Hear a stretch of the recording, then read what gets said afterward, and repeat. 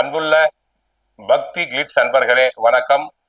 சூரிய பெயர்ச்சி பலன்களை நாம் பார்க்க போகிறோம். சூரிய பகவான் டிசம்பர் 16ஆம் தேதி விருச்சிக ராசியிலிருந்து தனுசு ராசிக்கு செல்கிறார். மார்கழி 1ஆம் தேதி. அன்றைய கிரக நிலைகள்: கடக ராசியில் குரு வக்கிரம், சிம்ம ராசியில் கேது, துலாம் ராசியில் சந்திர பகவான், புதன் சுக்கிரன் விருச்சிக ராசியில், சூரியனும் செவ்வாயும் இணைந்து தனுசு ராசியில் உள்ளனர். கும்ப ராசியில் ராகு, மீன ராசியில் சனி பகவான் இருக்கிறார். இந்த சூரிய பெயர்ச்சியினால் சிலருக்கு சாதகம், சிலருக்கு பாதகம் உண்டாகிறது. சூரிய பகவான் பிதாகாரகன், ஆத்மகாரகன் என்போம். ஒரு தலை நோய் வருவதற்கு காரணம் சூரிய பகவான். தைரியம், ராஜ சேவை, உத்தியோகத்துக்கு காரணமானவர். அன்புள்ள கும்ப ராசி அன்பர்களே வணக்கம். சூரிய பெயர்ச்சி பலன்களை நாம் பார்க்க போகிறோம். சூரிய பகவான் டிசம்பர் 16ஆம் தேதி விருச்சிக ராசியிலிருந்து தனுசு ராசிக்கு வருகிறார்.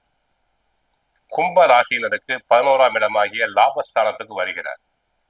ஏற்கனவே லாபஸ்தானத்தில் உள்ள செவ்வாய் பகவானுடன் சூரிய பகவான் இணைகிறார். குருவின் பார்வையை பெறுகிறார். நன்மைகள் அதிகரிக்கும். ஏழரை சனியாக இருந்தாலும் அந்த கஷ்டத்தை போக்குவதற்காக சூரிய பெயர்ச்சி தங்களுக்கு நன்மைகளை கொடுக்கும். குடும்பத்தில் கணவன் மனைவி ஒற்றுமை பலப்படும். பிள்ளைகள் சொன்ன பேச்சு கேட்பர். குடும்பத்தில் நியாயமான செலவுகள் வரும். சுபகாரியங்கள் தடங்கள் இல்லாமல் நடைபெறும்.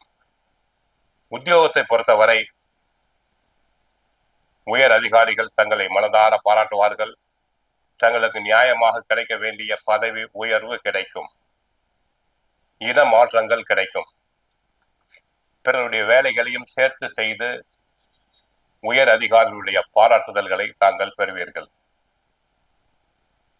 தொழில்துறை அன்பர்களுக்கு லாபம் அதிகரிக்கும்.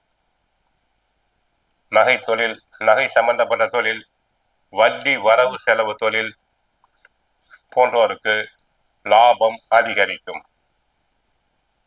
தொழிலில் தாங்கள் முதலீடு செய்ததை விட பல மடங்கு லாபங்களை எதிர்பார்க்கலாம். பொருட்களை விற்பவர்கள், அதாவது ஆரஞ்சு நிற பொருட்கள், சிவப்பு நிற பொருட்கள், ரசாயன பொருட்கள், மருத்துவ பொருட்கள், மூலிகை, கோதுமை, அரிசி, மிளகாய், தேங்காய், ஏலக்காய், பெருங்காய் போன்றவற்றை வியாபாரம் செய்பவர்களுக்கு லாபம் பெருகும். அதிக முதலீடுகள் இந்த நேரத்தில் செய்யலாம். ஒருதலை நோய் உள்ளவர்களுக்கு, மார்பு நோய் உள்ளவர்களுக்கு, பித்தம், வலிப்பு நோய் உள்ளவர்களுக்கு உடல் ஆரோக்கியம் பெருகும்.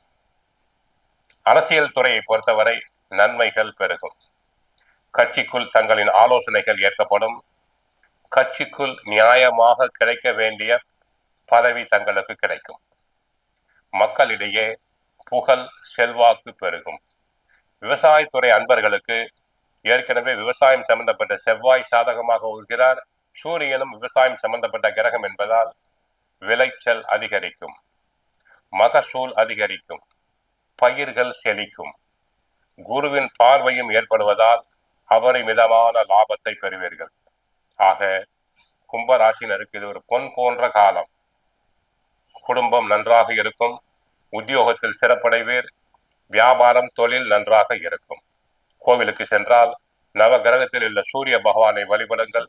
சிவபெருமானை வழிபடுங்கள். ஆதித்ய ஹிருதயம் பாராயணம் செய்யுங்கள். வாழ்க வளமுடன்.